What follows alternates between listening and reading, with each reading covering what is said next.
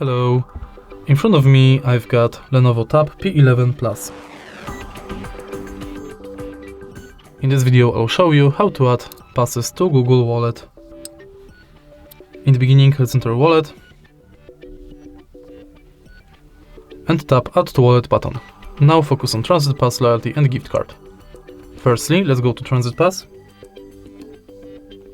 and if you are able to find your transit way, select it. You'll be redirected to a website where you have to finish the inside form.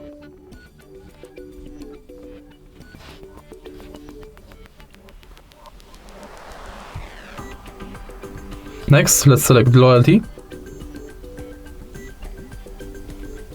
and select loyalty card you would like to use, for example IKEA USA.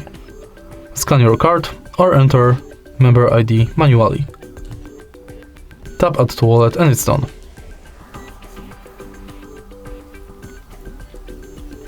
In the end, let's select Gift Card, which is pretty similar to Loyalty Card, because you have to select Shop,